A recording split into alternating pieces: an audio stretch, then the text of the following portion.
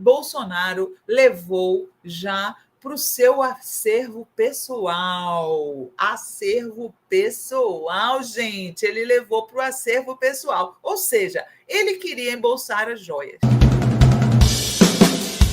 Bom, vamos lá, vamos continuar. Bozo devolvendo as joias, né? Não vou dizer que eu não falei, não, é porque eu também falei. Devolva-me. Eu só lembro da Adriana Cacanhoto, gente. Devolva-me. Devolva as joias. É a outra notícia. Medo da prisão? Emparedado. Bolsonaro avisa a PF que vai devolver joias da Arábia Saudita. Defesa do ex-presidente elaborou petição para que o segundo conjunto de peças luxuosas que entrou ilegalmente no país fiquem com o TCU durante as investigações, né? Vou dizer para vocês aqui, deixa eu explicar para vocês.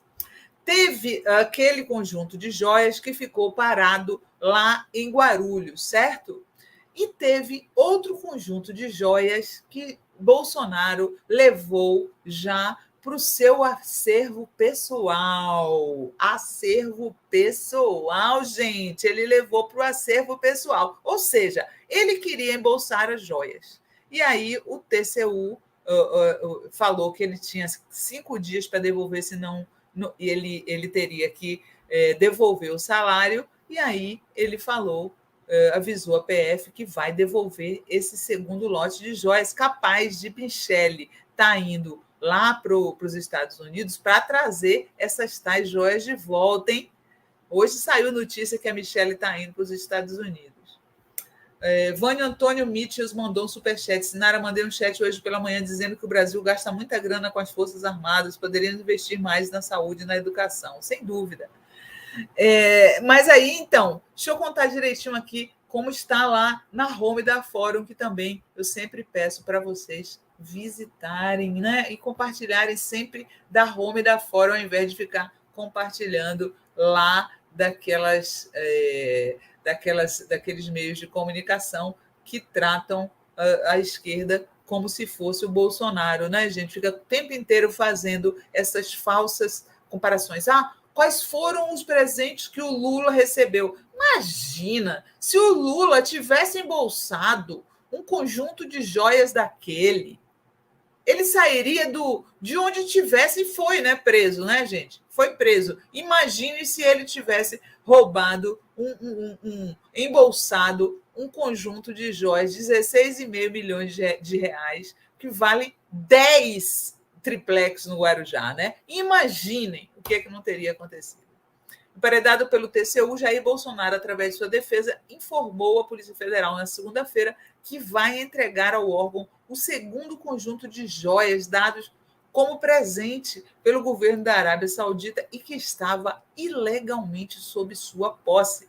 Na mesma viagem oficial em outubro de 2021, na qual o governo saudita deu à comitiva de Bolsonaro as joias de 16,5 milhões que foram apreendidas pela Receita Federal no aeroporto de Guarulhos, as autoridades do país árabe presentearam o ex-mandatário com um segundo conjunto de peças de luxo milionárias composto por relógio de R$223 mil, abotoaduras, caneta, anel e uma espécie de rosário. Então, esse segundo estojo entrou no Brasil de forma ilegal através de Bento Albuquerque, né? Aquele ministro lá, que era ministro do Bolsonaro, e, pelo visto, topou esse papel, sendo militar, topou esse papel, como bem disse uma pessoa no 11h30, de mula de joias. Foi exatamente isso que ele fez. Entrou com essas joias numa mochila, que, ao contrário de seu assessor, não foi pego pela Receita Federal chegando ao país com as peças não declaradas.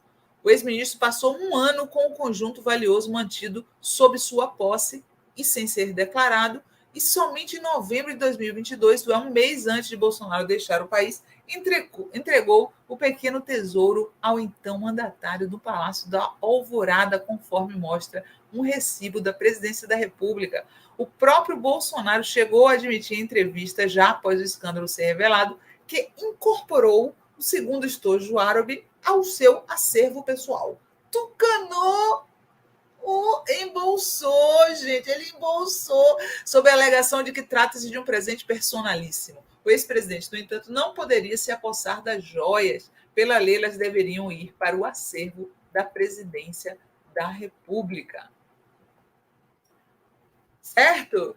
Então, ele vai ter que devolver. Só que as más notícias para o Bolsonaro não ficam por aí, viu? Tem mais coisas.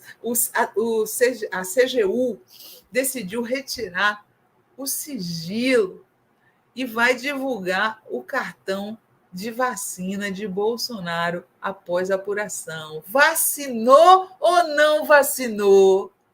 Vacinou ou não vacinou? Hein? Olha só a notícia aqui, ó. Deixa eu ler para vocês. A CGU decidiu nesta segunda-feira derrubar o sigilo imposto pela gestão Bolsonaro, porque tudo ele botava sigilo de 100 anos, né, gente? O quem não deve não teme era o contrário durante o governo Bolsonaro, né? Quem não deve não teme, certo? Se ele não devesse, ele não colocaria tudo em sigilo de 100 anos, certo?